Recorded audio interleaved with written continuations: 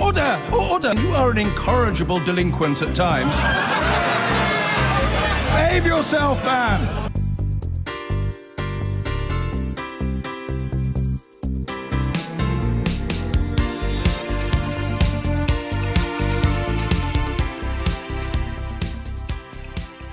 And so to the papers, as usual. The Observer's got a very interesting story here about the economic cost of the snow.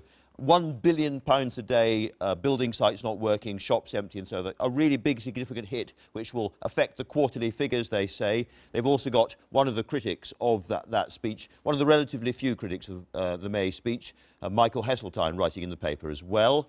The Mail on Sunday has a story about Boris Johnson and dirty tricks, described by Number 10 this morning with an old-fashioned Anglo-Saxon word I don't think I can regale you with. The Sunday Telegraph has a story about BBC stars complaining over their taxes, these service companies and so forth. And also they've got a story there about the abolition of a whole lot of rules as soon as Brexit happens. And then finally there's the Sunday Times, a story about internet giants profiting from pop-up brothels. There's a lot of stories attacking internet companies these days in the newspapers, and inside the paper, Lord Hall of the BBC is joining in today, talking about the social cohesion effect of Netflix and Amazon and all of that. But we are going to start, of course, with Theresa May's big speech, Ian Dale. And in a sense, what's odd is the lack of front-page stories. Which means it's job done, I guess, for the Prime Minister.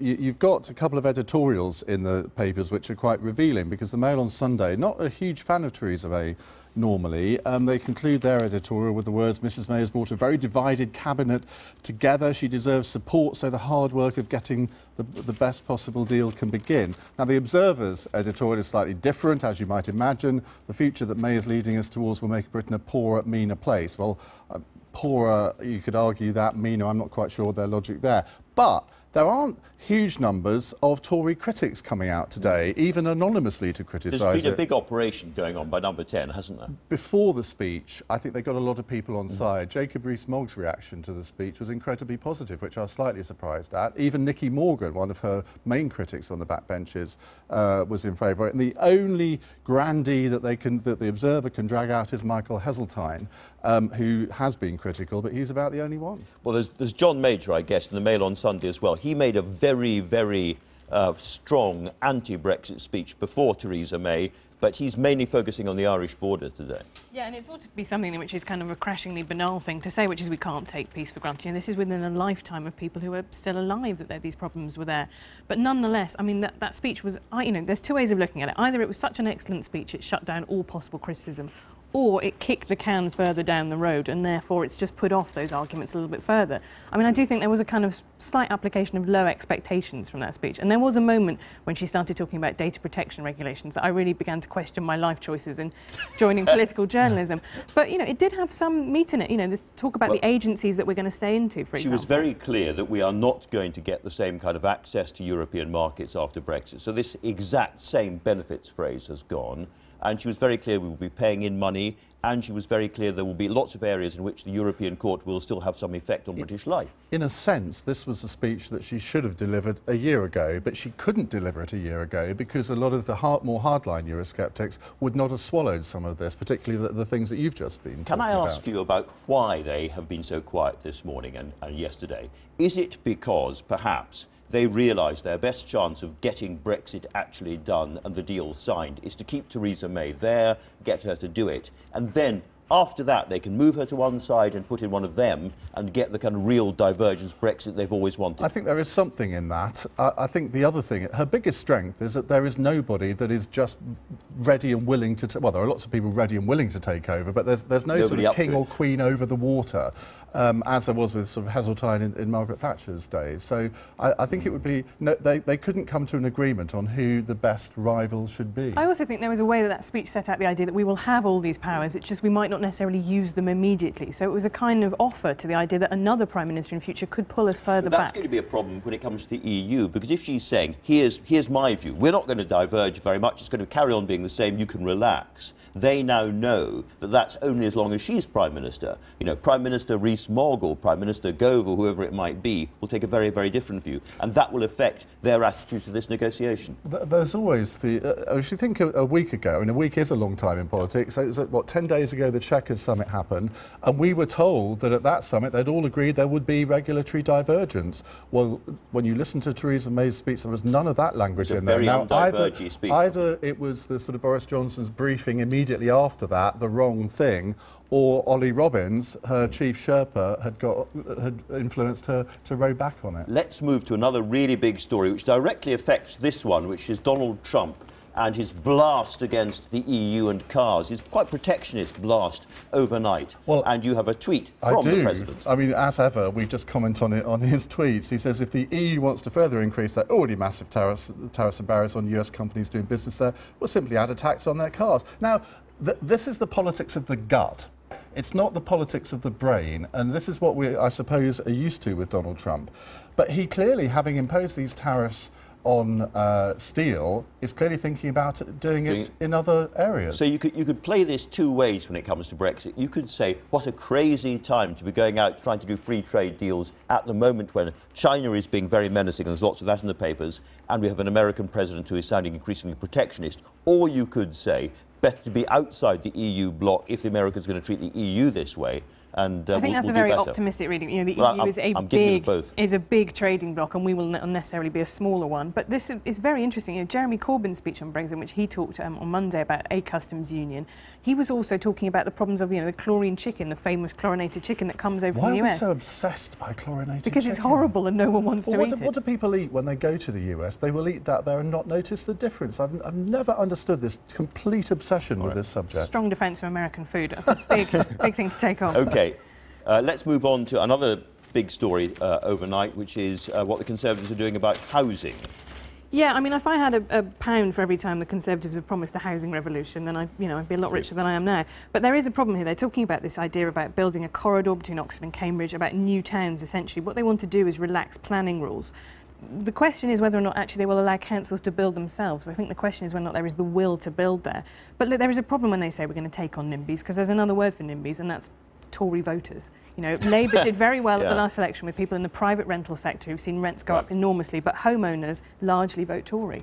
Well, let's talk a little bit more about culture wars in politics with Ian, who I have to say has rather worryingly raised the bar when it comes to male grooming on this programme, and that great jacket. How very kind. I didn't dare wear the trousers, but anyway. This is a story about Munro Bergdorf, who's been appointed as an equalities advisor by Dawn Butler, Labour's shadow equalities minister. And on the face of it, it does seem a slightly bizarre appointment when you look at some of the things that she's said in the past. However, the Mail on Sunday have got hold of some tweets that she sent to some friends of hers in 2012, which, if you just take them completely out of context, they look terrible. But I think we've all tweeted things to our friends that, in hindsight, if you in public, don't look particularly brilliant. So I've got a slight bit of sympathy with her on that front. However, in this interview in the Mail on Sunday Style magazine, she says this: "I practice witchcraft. It's something I've always been attracted to, and I like it because it's female-centric." And you think, and also she says, I'm black and voodoo is more my culture than Christianity. Absolutely. And then she also says, well, I don't understand how you can be conservative and gay. All conservatives are racist. Well, I'd love to actually have a meeting with her to explain how you can be gay and conservative. Yes, of course. I find it a very worrying story, because it feels to me as if she's been appointed purely on the basis of her identity, and I think that's actually quite offensive to the equalities agenda, which is something I feel quite strongly about. You know, as a woman doesn't make you an expert on feminism, as a transgender person doesn't make you an expert on transgender rights. So it does feel like a very tokenistic appointment by Labour. OK, now I want to keep moving to some of the foreign stories as well, I'm afraid, because it's a very, very big day in foreign news. And I'm going to go to Italy next, because overnight we're going to get the Italian election results. They're voting, I think, today, aren't they, Ian? Yes, they are. And there's a real possibility of the anti-Brussels, anti-immigration, five-star movement beginning to really move towards power. Yeah, it's quite difficult to work out with the Italian electoral system whether they will actually be able to get power. They've always said they wouldn't enter into coalitions, but they've got a 31-year-old, very geeky leader who I think is softening on that a little bit. The biggest bloc will be the one that's effectively led by Silvio Berlusconi, but he obviously can't become Prime Minister for reasons... He's barred from public office, for the bongo reasons and many others as well. But this is yet another example of a renegade political party really being able to influence the political agenda. You've got the AfD in Germany, you have UKIP here, and this means if the right in Italy does as well as everyone says, it effectively means that Britain will be the only country where the sort of hard left is really on the march. You look across all of Europe, and it's the right that are doing it. But I mean, if the Five Star Movement actually took power, which is possible, that would be a much bigger blow to Brussels than Brexit. I mean, that would be huge. I don't mean to make boasts about the size of Britain versus Italy or their relative importance to the European project, but I think there probably is a stage. I mean, the best thing about reading... Italy was there at the start. It's true, but reading about Italian politics is the one thing you need to do to cheer you up about British politics, because it's crazy. OK, let's talk about Chinese politics now, because another important thing is going to happen tomorrow, which is the Chinese Communist Party is going to tear up the rules about how long President Xi can carry on being president. Yeah, and this piece in the Sunday Times makes the point that actually some of the reforms to try and transition China more towards democracy have been put off because saying, well, look, you know, OK, we don't need to do these, but someone can only be in power for 10 years. Well, that's now being eroded. And as Ian says, there is always a Trump tweet for something, and there's a Trump, you know, there's a private comments by Trump, which I'm sure he will tweet about later, saying, wouldn't this be a great idea if America did this too? So we are in an age in which people are, you know, incredibly authoritarian. You have these big figures. I mean, Berlusconi is another one. They kind of like zombies come back again. They will not, you know, leave public life. Vladimir Putin being another one who's switched around between prime minister and president. So this is a kind of return to the age of strongmen, I think, in politics.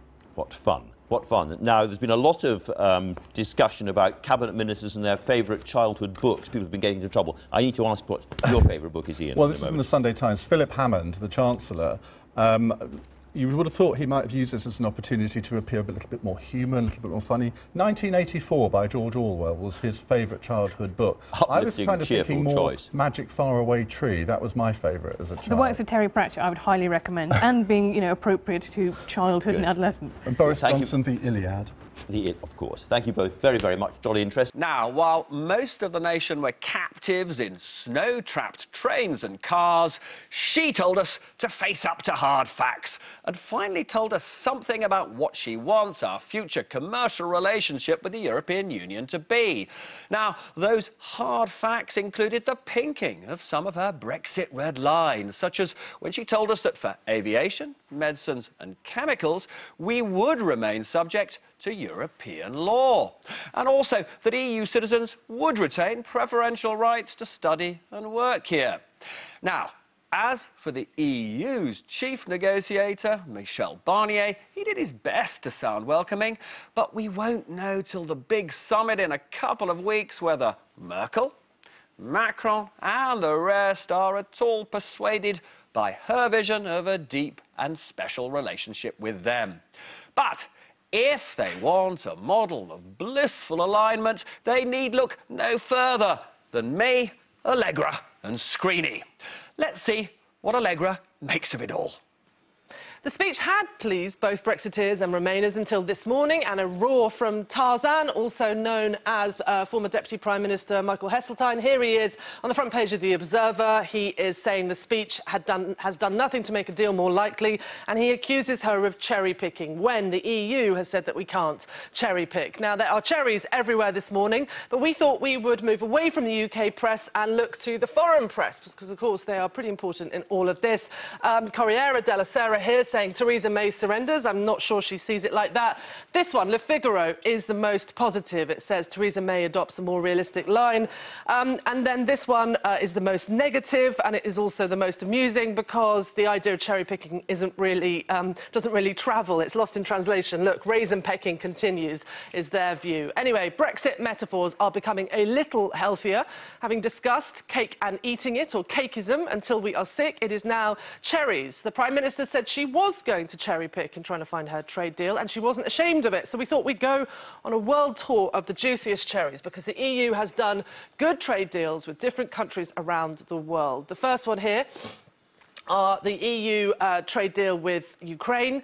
They gave them a trade deal that included services, including financial services. The Prime Minister would love that, but the Ukraine is on its way into the EU, and they observe European Court of Justice rulings, and we are on our way out. So it's not likely the EU will give us that deal. Then you've got South Korea here. Now, the EU gave them some provisions for car manufacturers and agreed a deal for opening up some service markets. We'd love that because we have so many services in our economy. And then Canada here. The EU gave them tariff-free trade on industrial goods and agricultural products, but the deal doesn't include services, and our economy is 80% services. So the EU does appear happy to cherry-pick when it suits them. We'll have to see whether they give us any.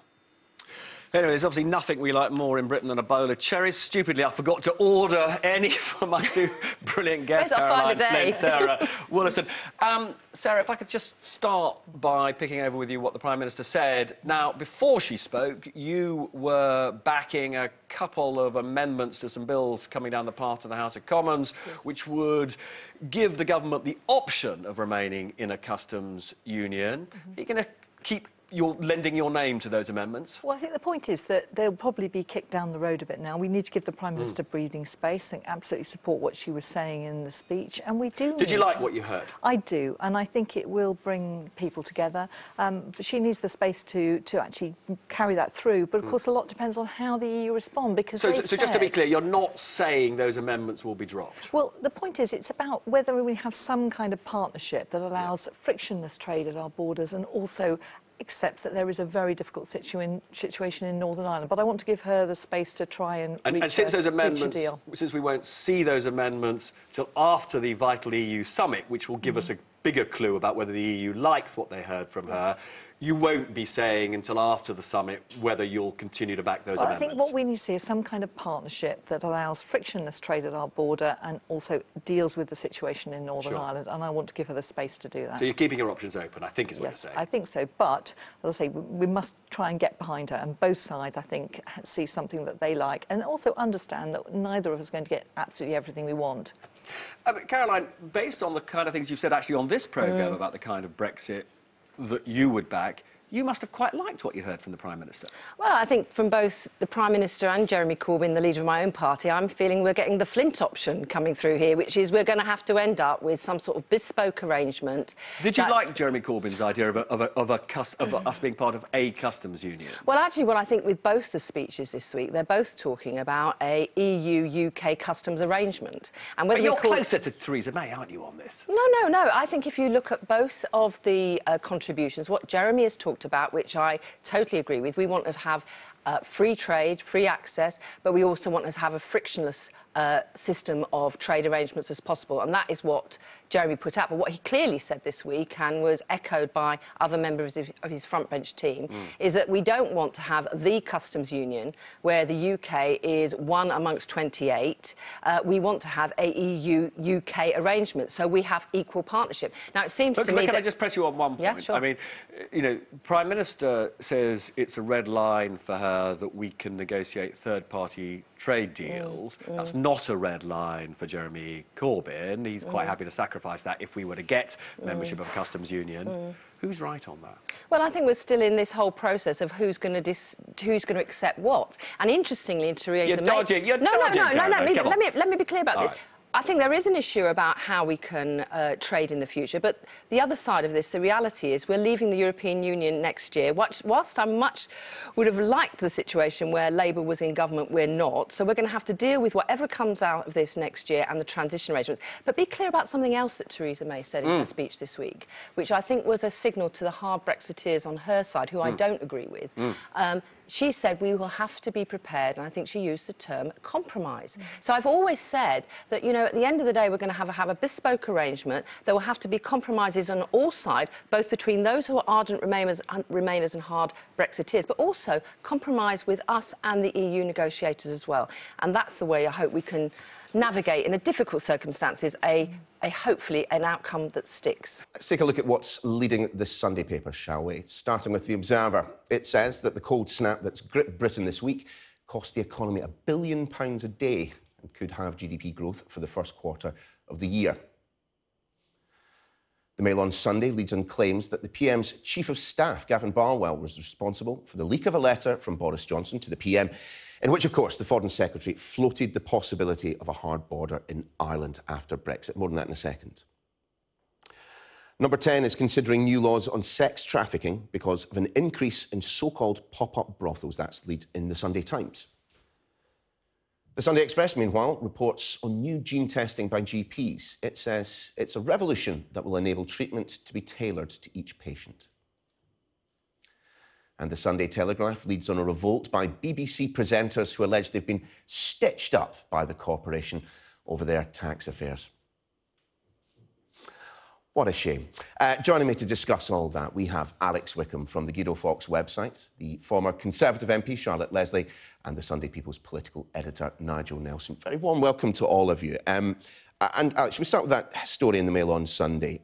Boris Johnson, dirty tricks.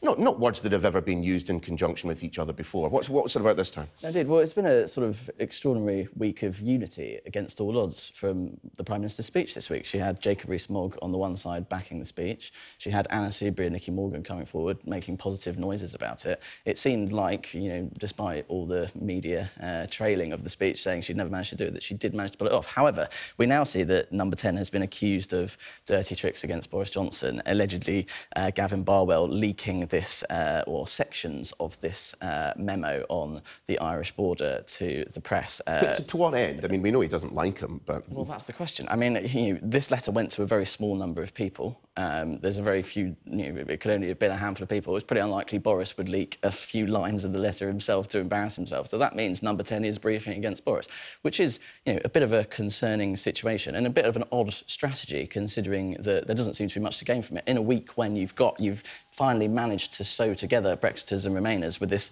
perhaps fudge, perhaps a bit of something that may unravel later in the future. But for Number 10 to be, attacking and undermining, a senior cabinet minister, it does seem a bit of a bold strategy. I mean, we of course have not been able to stand this particular story up ourselves. But Charlotte, I mean, chiefs of staff in Number 10, having pot shots at cabinet ministers, it's nothing new at the very least. No, well, who knows what actually happened? But I agree. It plays again to this idea that when you're in the Westminster bubble, what you and your mates are thinking and who has power over who in Number 10 seems enormously exciting and important to the rest of us in the outside world.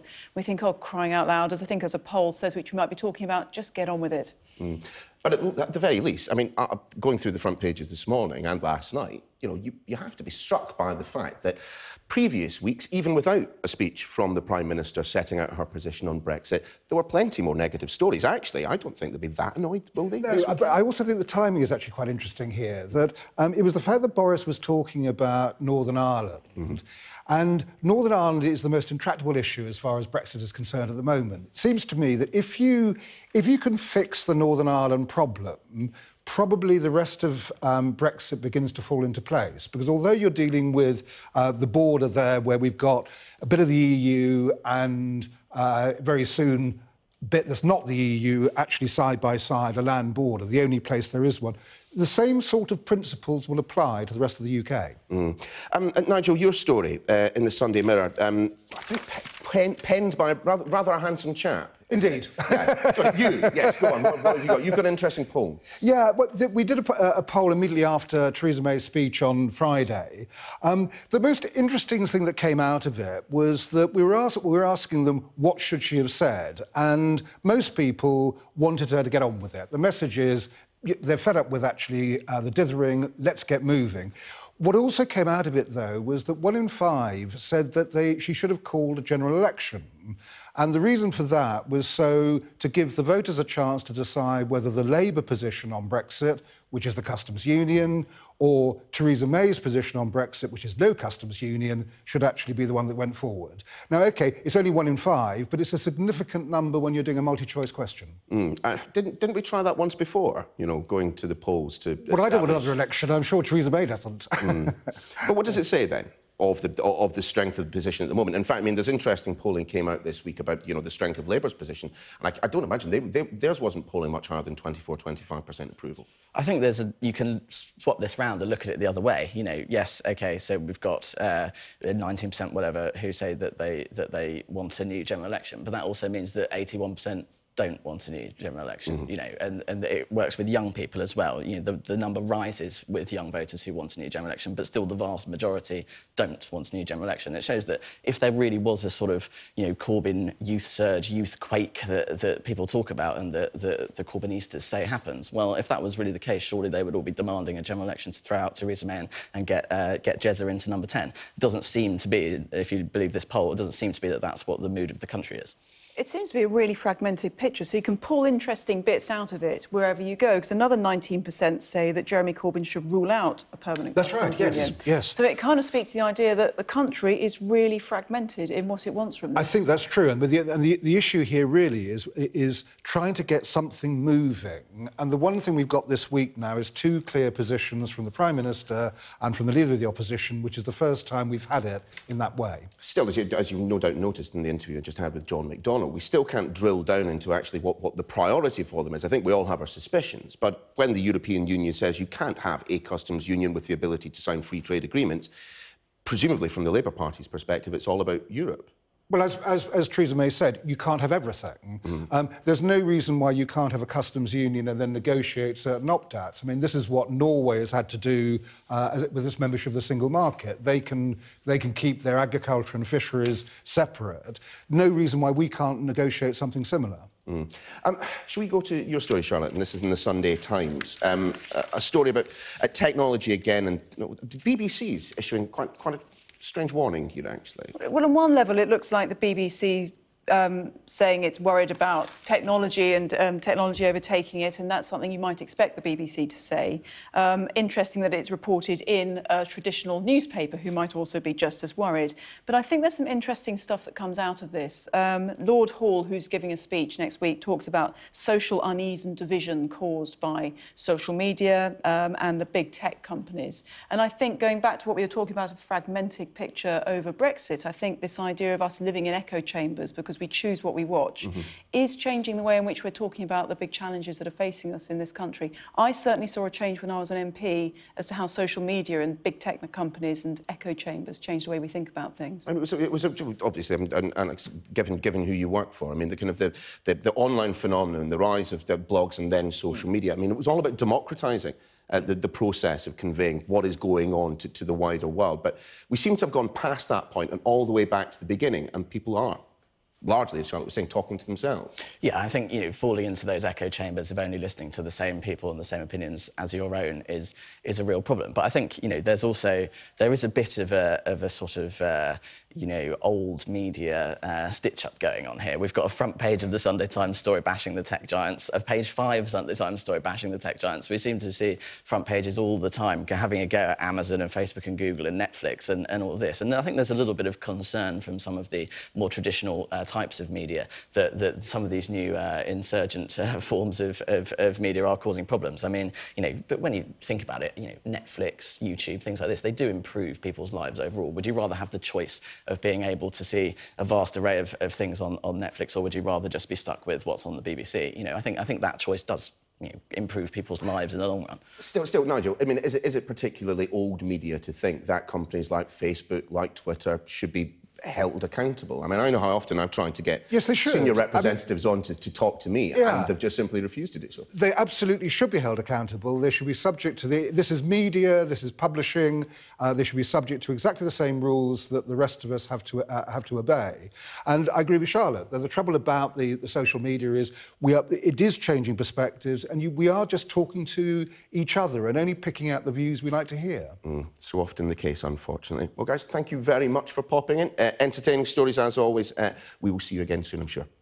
Well, it was a week where politics was often given second billing to the weather. People up and down the country were battling with the beast from the east, but snow or not, Theresa May had that crucial Brexit speech to give, and she had a few big beasts herself to contend with. Forget the weather. The UK faced a Brexit blizzard this week. On Monday, Jeremy Corbyn offered up a clear dividing line between Labour and the Conservatives. Labour would keep Britain in a customs union with the EU. Labour would seek to negotiate a new, comprehensive UK-EU customs union to ensure there are no tariffs with Europe. On Tuesday, International Trade Secretary Liam Fox immediately hit back. It would be a complete sellout of Britain's national interests and a betrayal of the voters in the referendum. But his speech was overshadowed by a warning shot from the former boss of his own department. Sir Martin Donnelly said leaving the single market and the customs union would risk the UK going from feast to famine. Well, it's like giving up a three-course meal for a packet of crisps. Also on Tuesday, Foreign Secretary Boris Johnson took to the radio waves to try to ease tensions on Northern Ireland after Brexit. He wasn't entirely persuasive. There's no border between Camden and Westminster. You can't compare two boroughs of London with the kinds of difference in the arrangements that would be in place after Brexit between the UK and the EU. It's a very relevant comparison. On Wednesday, former Prime Minister Sir John Major said MPs should be given a free vote on the final Brexit deal. So let Parliament decide, or put the issue back to the people. And the EU Commission published the first legal draft of the UK's exit treaty. The proposals were controversial. To avoid a hard border, Northern Ireland must stay in the customs union if all else fails. Theresa May was having none of it. No UK Prime Minister could ever agree to it. On Thursday, diplomatic niceties with the European Council President Donald Tusk as he got a preview of the Prime Minister's big Brexit speech. But the real test would come later, when she would need a lot of grit to keep all members of her own party on side. The big day arrived, and with it, some hard truths. We're leaving the single market. Life is going to be different. In certain ways, our access to each other's markets will be less than it is now. Even after we have left the jurisdiction of the European Court of Justice, EU law and the decisions of the ECJ will continue to affect us. This was also a pitch for a pick and mix Brexit. She said all EU trade deals are tailor-made and what Britain wants is no different. If this is cherry-picking, then every trade arrangement is cherry-picking. He was happy, and so was he, despite being stranded and left out in the cold. So has the Prime Minister managed to thaw the tensions between her cabinet on Brexit? Time will tell. So there's more than enough to chew over with our expert panel who's going to tell us what's been going on behind the scenes this week in reaction to Theresa May's speech. Anushka, if I can start with you. We asked the question at the top of the programme, has she achieved the impossible and united two warring factions of the Conservative Party over Brexit? It looks that way. Will it stay that way? Well, I mean, it's quite impressive politically that, you know, your guests, Lord Howard and Nicky Morgan, will both have some praise for the speech, but that doesn't mean that they agree with each other when it comes to Brexit. I'm sure there is a lot that they continue to disagree about. Now, the way she managed to do that was basically by doubling down on the red lines she already had, but saying beyond that, we'll try and get as close as we can to the EU. I don't think the Brexiteers are totally happy. They see this as a staging post and are very happy that what she did say was future parliaments can change it. So she's done a magic trick for now, but I think trouble ahead still. Isabel, I mean, a lot of it was about how we will, in the immediate future, stay substantially similar to EU rules and regulations. That's not going to hold with the Brexiteer crowd, is it? Well, I think only an idiot would predict peace and harmony in the Tory party for more than a few days. But, I mean, what I can tell you is the mood this weekend amongst Brexit-supporting Tory MPs is very supportive of the Prime Minister. I mean, quite remarkably so, actually.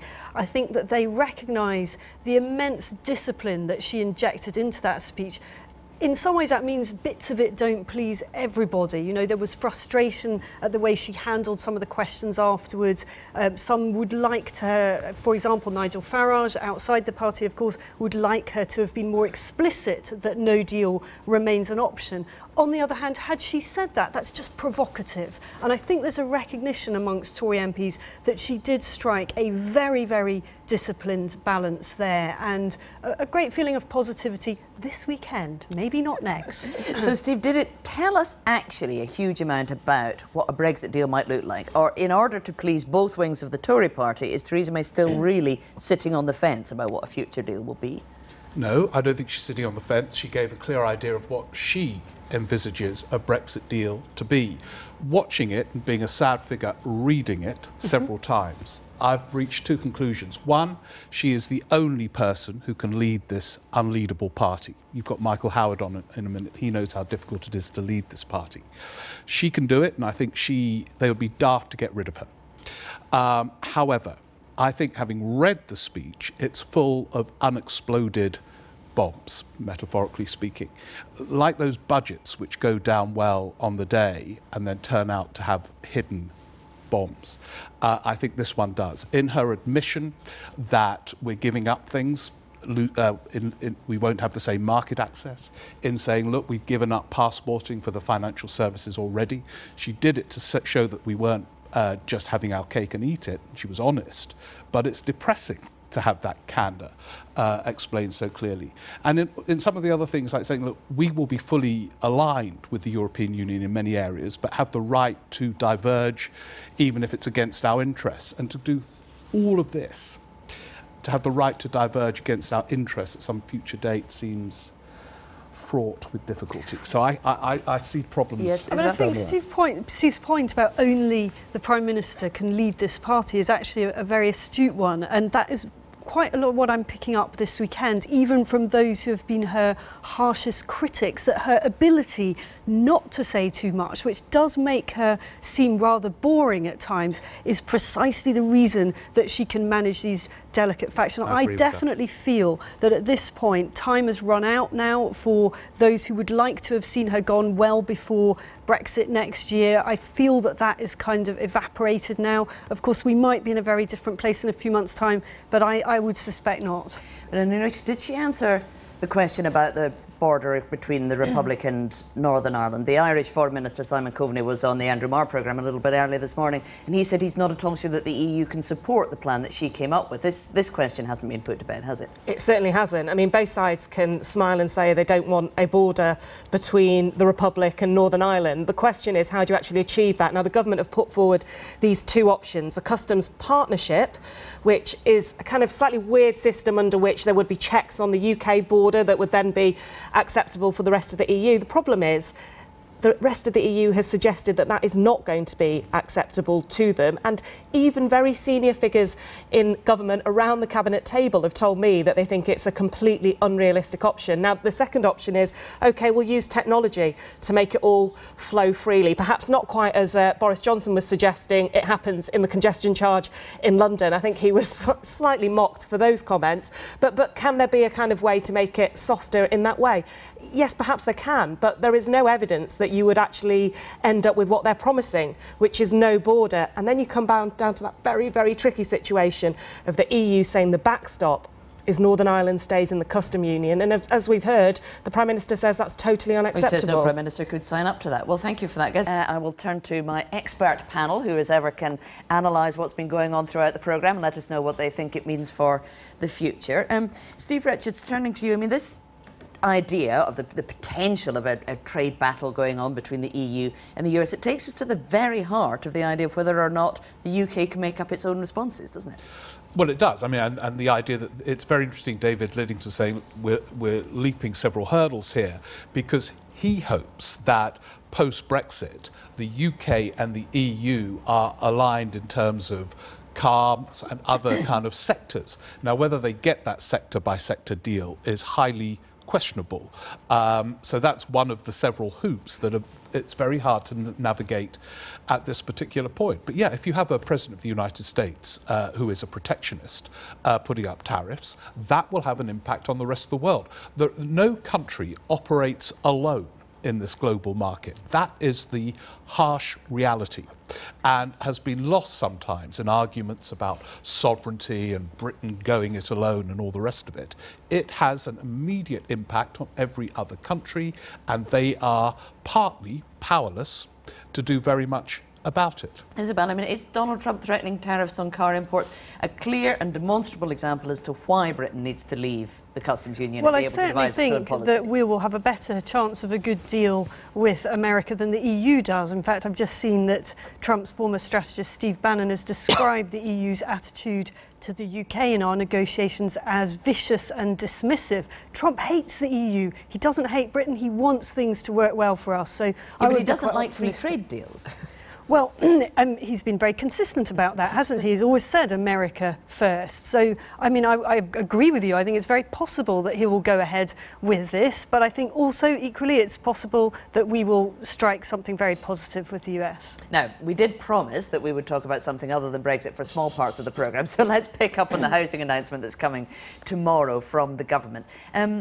It feels to me like every 6 months or so the government promises they're going to build more houses in the areas where we need them most, and then another 6 months on they feel they need to promise it again. Am I being too cynical? Well, I think that what they're promising right now, if I'm not mistaken, is exactly what they promised in the white paper on housing. This is just fleshing it out. So I think actually not just uncynical, but in fact the exact same announcement. That said, what is quite good about this, well, to some extent I think the language is too aggressive about councils, and that's what Labour's picking up on, and I don't think it's necessary to try to pass the buck in that way. For a long time, politicians have focused on things which are demand side in the housing market because that's sexier. It gets you onto the newspaper front benches, so help to buy, right to buy. And yet they can actually exacerbate the problem because, if anything, while helping a few people, they push up prices, potentially. So what they are doing here, unapologetically, is focusing entirely on the supply side, and that is what they need to do. It isn't very sexy. It's not on every front page today. The Prime Minister's speech tomorrow won't have as much of an effect as her Friday speech. But that said, this is probably one of the biggest crises facing the country. And probably something voters care about more than Brexit, Isabel, do you think? If they're struggling to get on the housing I'm sure that's right. And I think also the timing of this is very interesting. Coming up towards local elections in London, Tories are expecting to do very badly. Sadiq Khan's record on housing is extremely questionable, to say the absolute least. And I think this is an area where the Tory party senses that it could be a little bit more proactive. But is there enough oxygen in the room for people to concentrate on housing, for voters to get the message, or for ministers to push this through when everything is so dominated by voters have got the message. They talk about housing all the time, and as David Livingston said, grandparents understand it, even if they don't want house building near them, because their grandchildren can't buy because they can't afford to in certain parts of the country. So everybody agrees about the ends. We need more housing. It's just about the means. And I completely agree with you that right to buy doesn't address the issue of more housing. This does partly, but I think the Cabinet needs a housing minister in the Cabinet accountable. And to say, right, we're going to build this number through various means, and I am accountable to make sure it happens. It needs that level of focus. And if the government's going to demonstrate it can do something at the same time as doing Brexit, it should be housing. Oh yeah, they've got the right issue. Well, actually, there are many issues. Brexit is sucking up Care too for much the elderly energy. would be another one. Yeah, NHS and all the rest of it. There are tons of issues that we should all be focusing on, but this is one of them. Excellent. Well, Steve, Isabel, Anushka and David Lidington, thank you all for coming in.